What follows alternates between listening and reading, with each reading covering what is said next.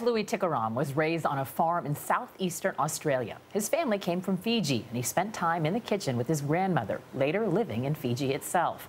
After culinary school in Sydney, he worked in some of the city's top-rated European and Asian restaurants. Now he's executive chef of one of the hottest destinations in Hollywood, EP and LP, combining fresh California ingredients with an eclectic Pacific Asian cooking style. Condé Nast Traveler named him one of this year's 10 young chefs to watch. We are happy to welcome Chef Louis Tikaram to the dish. Louis, welcome. Thank you. Thanks. What have you brought here?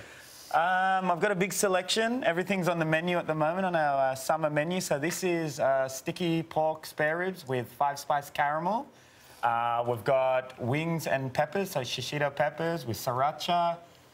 Stir-fried cucumbers with yellow bean. Really nice steamed broccoli and oyster sauce. And we've got a curry, which is a turmeric and coconut curry of mussels. And tell us about the dessert and the drink as well. The dessert, this is a mango pudding with fresh mango, coconut sorbet. Some of us might skip ahead. And this is the spicy cold Medina. So it's a spicy watermelon margarita. Big name to live up to, the cold Medina. Yeah, it is. We think it delivers, so it's got watermelon ice cubes in there, so it never gets diluted. It's great for the rooftop. It's very fresh and vibrant. I have to ask you about your background. My husband is Mexican and Pakistani. I call that Mexistani. Oh. Your background is so big. We have a challenger. Yeah. That's pretty good. Normally I'm like boring, but that's good. I like mean, that. Fijian, Chinese, Scottish, Indian, and then raised on an Australian farm. Yeah. My nickname was Fruit Salad growing up in Fiji, so I was Fruit Salad, yeah. How did you even figure out what kind of cuisine you wanted to cook? Well, my grandmother was Fijian Chinese. My grandfather was Fijian Indian. So coming to the dinner table at night, you would never know what you were going to get. It was going to be a traditional steamed fish, ginger and shallot, that kind of Chinese, or traditional Fijian, or it could have been Indian. So, or from my mother's side, Irish and Scottish. You know, she just loved to make the Sunday roast and things like that. So it's really great and very inspiring growing up, being around food like that. Did you know pretty early on you wanted to be a chef?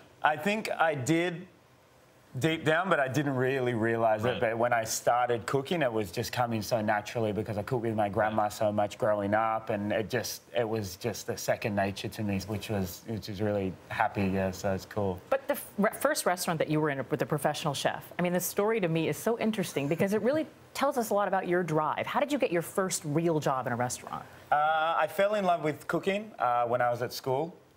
And I just needed some money, so I started washing dishes in a Thai restaurant. And from there, one of the chefs, he didn't turn up one day. And so I just jumped in and started helping the chef because I knew turmeric, cumin, coriander. She said, well, you know? I said, yeah, I cook with my grandma all the time. So that's when I kind of catapulted into it. And then I did some research, and they said Longrain in Sydney was the best Thai restaurant in Australia at that point in time. So that was about a 12-hour drive from Mullumbimby, where I grew up. So I just packed the car. What was the name of that town again? Mullumbimby. I love That's it. all right. Say that after the drink, right? After the drink. Yeah, so I just drove to Sydney. I just knocked on the door.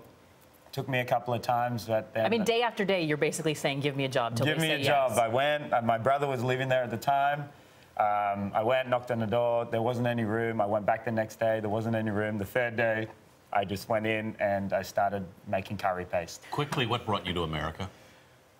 We really found a niche in the market, I think, especially in LA. The climate's so good. All these ingredients grow so locally. Lemongrass, turmeric, kaffir lime leaves. They're all hot weather, ingredients, and they grow very, very, in proximity to LA. And visiting the farms, it's amazing. You can find everything. And they were so happy for me to be buying it. They're like, wow, you want to know? Normally they're selling kale and lettuce and, things like that. So, yeah, it's really cool. I have to say, this plate has such a wonderful balance of sweet and salty and spicy and everything. That's when I fell in love with Thai. That's how we... I want to hand you this dish, and as I get your signature on it, we want to ask you if you could have this meal with any person, past or present. Who would that person be?